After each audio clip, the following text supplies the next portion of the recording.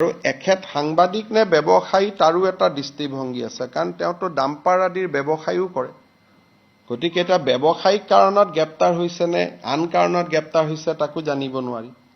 কিন্তু মই যিগৰাকী ব্যক্তিৰ নাম জানো, তেওঁৰ ৪-৫খন ডাম্পাৰো আছে, তেওঁ বিভিন্ন ব্যৱসায়ও কৰে, পাৰ্ট টাইম এটা চেনেল এটা পৰ্টেলত কাম কৰে। আৰু সেই পৰ্টেলটো ৰাজনৈতিক ব্যক্তিৰ পৰ্টেল। গতিকে এটা সাংবাদিকৰ ডেফিনেশ্যনত আহিব নাই, আমি প্ৰেছ ক্লাবৰ লগত কথা পাতিব লাগিব। না, প্ৰেছ ক্লাবে প্ৰতিবাদ কৰিছে, কিন্তু প্ৰেছ ক্লাবৰ লগত এতিয়ালৈকে সিদ্ধান্তই হোৱা নাই যে পৰ্টেলক সাংবাদিকত ধৰিম নে নধৰিম। এতিয়া যদি তেওঁলোক আগবাঢ়ি আহে আমিতো ভাল পাম, কাৰণ আজিলৈকে আমি এডভাৰটাইজো নিদিওঁ, একো নিদিওঁ, আমাৰ লগত কোনো সম্পৰ্কও নাথাকে।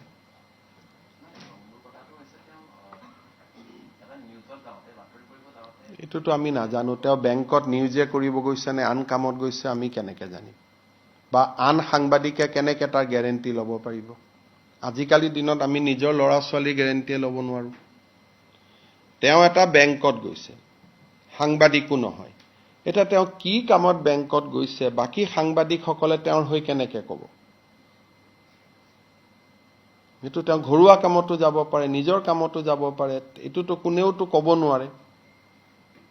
প্ৰথম তেওঁ এজন সাংবাদিক হ'ব লাগিব স্বীকৃত। দ্বিতীয়, তেওঁ কি কামত গৈছে এইটো আমি জানিব লাগিব। বাকী সাংবাদিকসকলে তেওঁৰ হৈ গেৰেণ্টি লৈছে, কিন্তু চৰকাৰেতো গেৰেণ্টি ল'ব নোৱাৰে। সাংবাদিকৰটো যদি সাংবাদিক এজনে গৈ কাৰোবাৰ লগত কাজিয়া কৰিলে তেওঁ এতিয়া এৰেষ্ট নহ'ব নেকি? সাংবাদিক এজনে কাৰোবাৰ লগত হুলস্থুল কৰিলে তেওঁ এৰেষ্ট নহ'ব নেকি? লিখা পঢ়াৰ ক্ষেত্ৰত এৰেষ্ট নহয়। যদি লিখা পঢ়া কোনো ৰাইট আপৰ কাৰণে আমি এৰেষ্ট নকৰোঁ, আপুনি মোৰ এগেইনষ্টত লিখিলে তাৰ বাবে আপুনি গ্ৰেপ্তাৰ নহয়, বা মই নকৰোঁ বা আমি কোনেও নকৰোঁ। সাংবাদিকৰ যিটো এটা ফ্ৰীডম আছে এইটো লিখনিক লৈ, কিন্তু কাৰ্যালয়ত গৈ কি কথা বতৰা পাতে সেইটোতো এটা বেলেগ ইস্যু হৈ গ'ল নহয়। সেইকাৰণে সেই মানুহজনকো সাংবাদিকসকলে শুনিব লাগিব। মই জানাত এতিয়ালৈকে সাংবাদিক সংঘ এপেক্স বেংকত গৈ মেনেজাৰজনৰ লগত কথা পতাই নাই যে আপোনাৰ তাত কিয় আহিছিল, কিবা বেলেগ কথাত আহিছিল, ঘৰুৱা কথাত আহিছিল, লোন বিচাৰি আহিছিল, লোন নিবিচাৰি আহিছিল, তেওঁ তাতে লোন বিচাৰি গৈছিল নে কি বিচাৰি গৈছিল, সেই কথাখিনিটোতো সাংবাদিক সংস্থাৰ প্ৰতিনিধি দল এটাতো এপেক্স বেংকত যাব লাগিব, দুই পক্ষতো শুনিব লাগিব। এতিয়ালৈকে কোনোৱেও যোৱা নাই। মইতো নাজানো, আপোনালোক তাতে এটা প্ৰতিনিধি দল, তেওঁক হয়তো প্ৰেছ ক্লাবত মাতক এপেক্স বেংকৰ মেনেজাৰজনক, নহ'লে আপোনালোক যাওক সাক্ষাৎ কৰক। এনেকে সুধিলেতো সঁচা কথাটো ক'ব দিগদাৰ। চাহ একাপ খাই কথাখিনি বুজি আহক, দুই পক্ষ শুনাৰ পিছত সিদ্ধান্ত লওক। কাৰণ তেওঁক ব্যৱসায়ী বুলি ক'ব নে সাংবাদিক বুলি ক'ব সেইটোতো কোনো সিদ্ধান্ত ল'ব নোৱাৰে, কাৰণ তেওঁৰ ফেচবুকতে ডাম্পাৰৰ লগত ফটো আছে। আপোনালোকে নিজে কওক আছে নে নাই?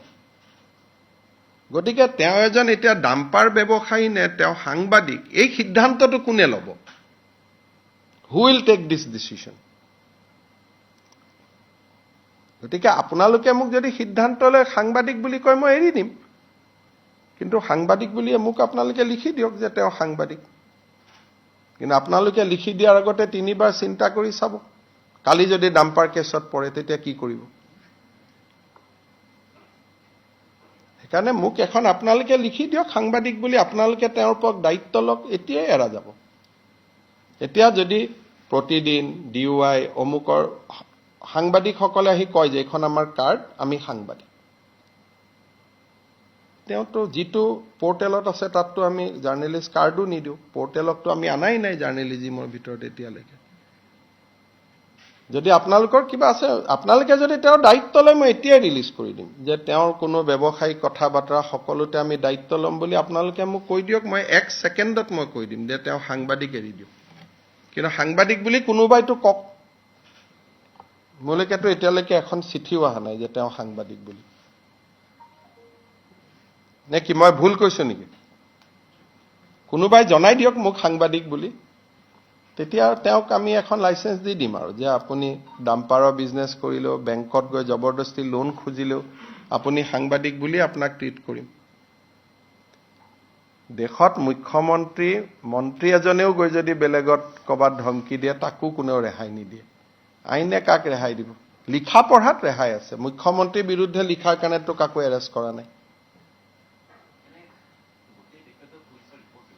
পুলিচৰ ৰিপৰ্টটো আহিছে যে তেওঁ শিডিউল ট্ৰাইব সম্প্ৰদায়ৰ বড়ো বুলি ব্যক্তি এগৰাকীক খুব ঘৃণনীয়ভাৱে ব্যৱহাৰ কৰিছিল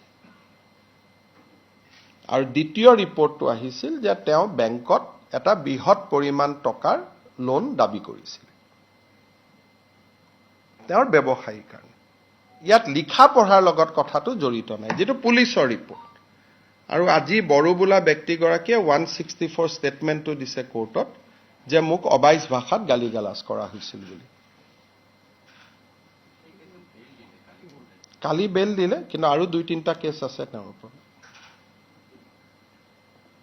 গতিকে পুলিচে গোটেইকেইটা কেছতে গ্ৰেপ্তাৰ কৰিব আৰু গোটেইকেইটা কেছতে তেওঁ বেল ল'ব কাৰণ তেওঁ ওপৰত এটা কৰিলে তলত আহি এটা কৰিলে আৰু গোটেইকেইটা কেছে সাংবাদিকতাৰ লগত জড়িত নহয়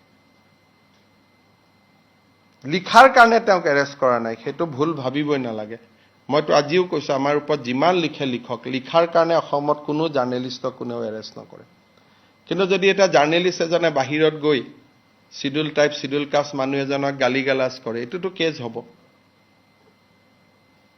হয় ঠিক আছে তথাপিতো তেওঁ কিমান প্ৰিভিলেজ